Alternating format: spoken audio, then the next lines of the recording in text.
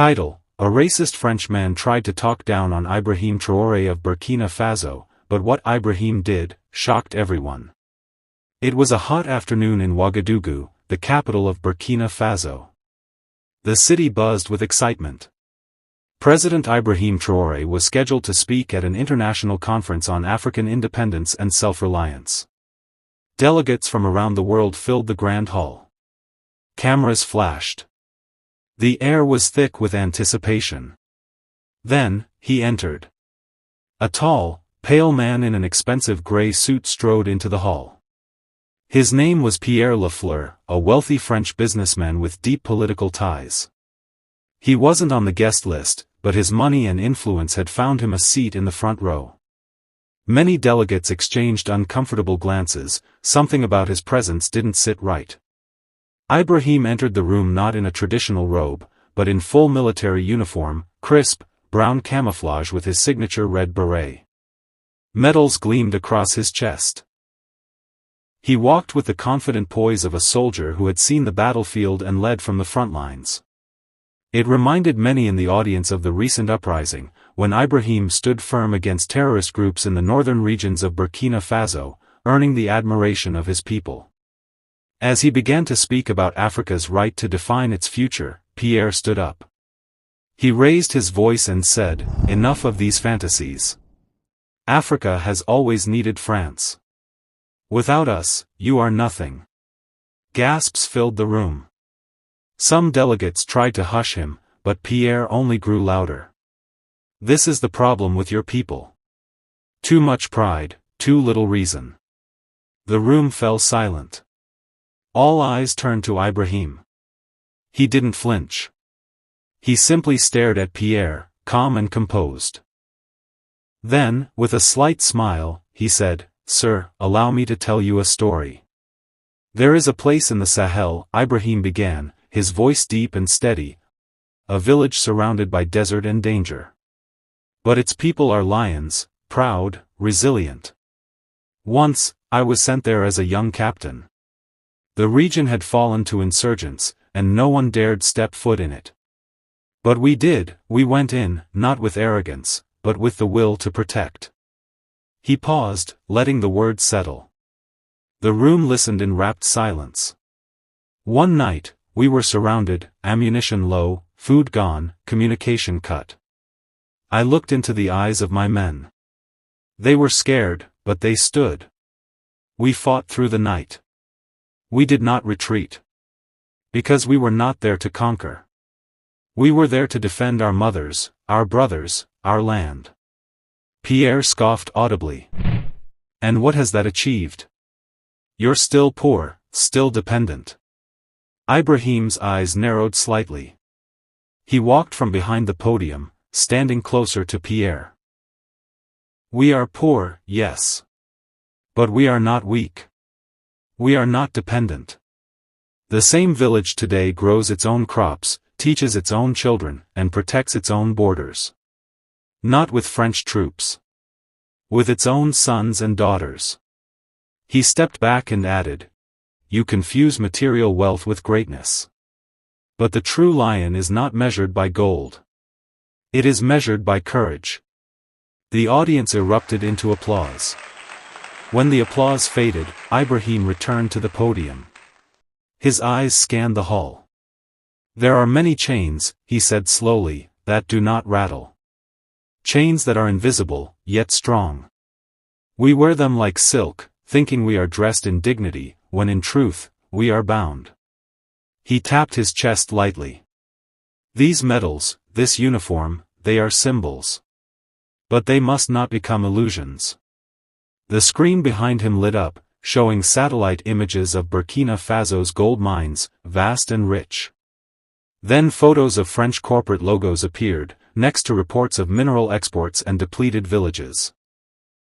"Our resources leave our soil in barrels and boxes. But what remains behind? Empty promises and poisoned waters. Our people work with bleeding hands, yet they cannot drink from the river that fed their ancestors." A soft murmur swept through the crowd. "Foreign aid, they call it. Investment, they say. But behind every gift is a contract. Behind every contract, a clause. And behind every clause, a leash. Pierre shifted in his seat, visibly uncomfortable now. Ibrahiim stepped closer. Tell me, Monsieur Lafleur, how much of Burkina Faso do you own? Or rather, how much has your nation claimed in the name of help? Silence. That, Ibrahiim said, pointing to the images, is the silk you offer us. But we see the chains now. And we will break them. The audience was still. But in the corner of the hall, a young woman from Senegal stood up and began to clap. Slowly, others joined. And Pierre's confident smirk had vanished. The hall was tense, quiet, vibrating with the echo of Ibrahiim's last words. Pierre leaned back, momentarily silenced. Ibrahiim took a sip of water and gazed at the rows of diplomats. Some believe silence is weakness, he said softly. But in Africa, silence can be the deep breath before the storm. He looked directly at Pierre. In our silence, we watched. In our silence, we learned. Now we speak. And our voices will shake mountains. The projector changed again. This time it showed the map of Africa, colored dots blinking across the Sahel. Do you know what this is? He asked. These are African-led defense networks. Military alliances no longer controlled from Paris or Washington. A Ghanaian colonel in the crowd nodded proudly. We train together now. We build together, we fight together. Ibrahiim added, and when the storm comes, we will stand in the eye of it, not because we want war, but because we refuse chains. Unknown to the public, Pierre hadn't come just to insult. He had a mission. His briefcase, placed carefully beside his seat, held classified documents. He had intended to meet allies after the speech. Businessmen and politicians from West Africa still loyal to French interests. He had plans to destabilize the growing Pan-African unity Ibrahiim was championing. But now, things were shifting. His phone vibrated. A message appeared, abort. African Union support rising. Risk too high. Pierre clenched his jaw. His influence was crumbling.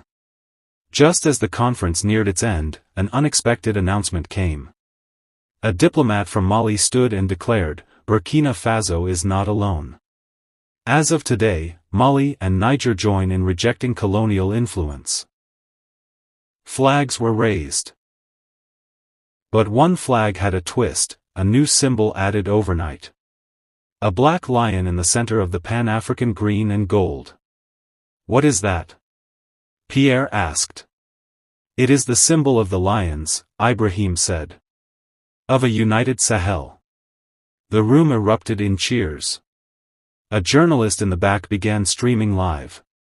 This is history, she whispered. Africa is waking up. She had obtained a copy of Pierre's secret files. That evening, the world saw the truth. The files revealed years of covert exploitation, including oil deals, bribery, and rigged elections. Protests broke out in Paris. Youths demanded an end to France's imperial hold. But the plot twist? One of the documents revealed that Pierre himself was born in Dakar, Senegal. His mother had hidden her heritage to raise him as French.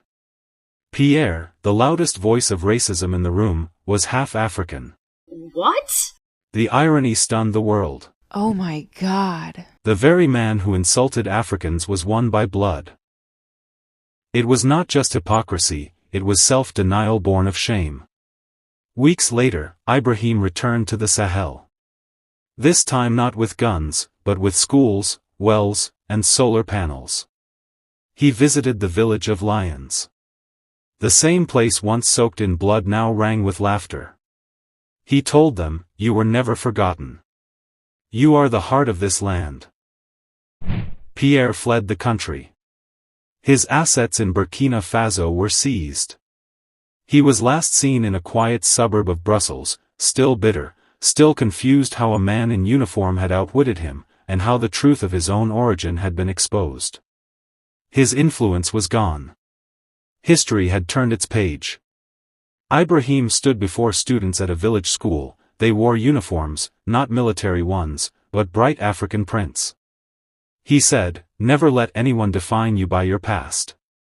Not your scars, not your pain. The lion never asks the hyena for approval." The children clapped. "Rise, and when they speak down to you, speak up with truth. Let your silence be power, and your voice be thunder." The camera zoomed out, showing the school built with local hands, the flag of Burkina Faso waving proudly beside the new lion emblem. The story had ended. He couldn't shame a man like Ibrahim Traoré because he has a new chapter for his people and Africa.